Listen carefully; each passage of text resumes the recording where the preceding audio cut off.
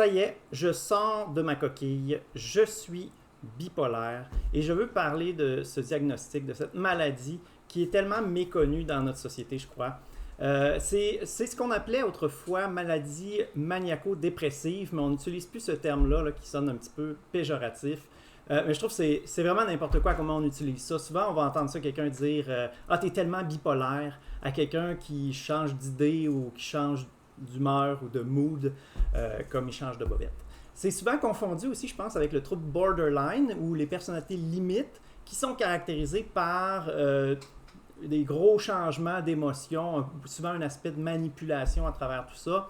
Mais ce n'est pas la même chose. Le trouble bipolaire, c'est un trouble affectif comme la dépression, sauf qu'il y a une composante, un aspect de période de manie ou de phase maniaque qu'on appelle, ou dans lequel le cerveau fonctionne vraiment vitesse grand V.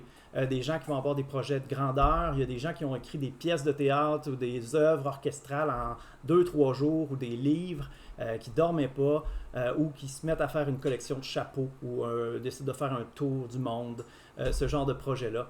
Il y a différents types de bipolarité. Type 1 qui est caractérisé souvent comme étant très intense avec des switches très rapides d'une phase à l'autre. Bipolaire de type 2 qui est un petit peu plus soft, c'est mon cas.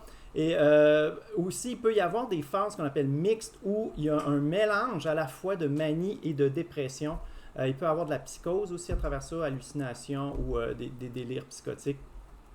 Alors, c'est quand même très varié d'une personne à l'autre. Moi, ce que je veux parler, c'est de deux aspects. Principalement, dans mon cas, comment que ça s'est déclenché, c'est vraiment dans une démarche que je dirais intellectuelle, dans laquelle je prenais conscience de plein de choses, les enjeux mondiaux, des grandes réflexions, des grandes crises dans l'histoire de l'humanité, et de réaliser toutes ces choses-là, toute la diversité, toute la richesse qu'il y a dans l'être humain aussi, dans les relations interpersonnelles, de prendre conscience de ça à travers une expérience extrêmement riche au Bénin, en Afrique de l'Ouest.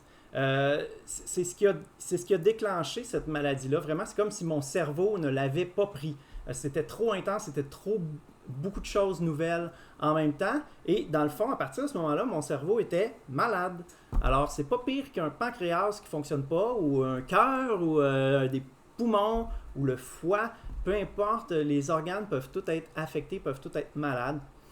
Mais ce que je veux parler surtout, c'est de la solution, comment j'ai pu m'en sortir, parce que dans mon cas, c'est arrivé, ça a commencé en 2006, mais c'est en 2008, 2 ans plus tard, que j'ai compris qu'il fallait qu'il se passe quelque chose, puis surtout qu'il fallait que j'aie recours aux personnes qui étaient autour de moi, que j'avais besoin d'en parler à mes amis, besoin d'en parler à un psychologue, et il s'en est suivi tout un processus, et j'ai de la médication encore aujourd'hui.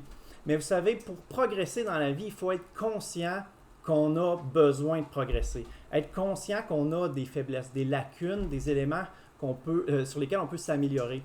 Alors, dans la santé mentale, c'est la même chose. Tant qu'on ne prend pas conscience, tant qu'on ne reconnaît pas qu'on est malade, on ne fera pas les démarches, on ne fera pas les efforts pour être guéri.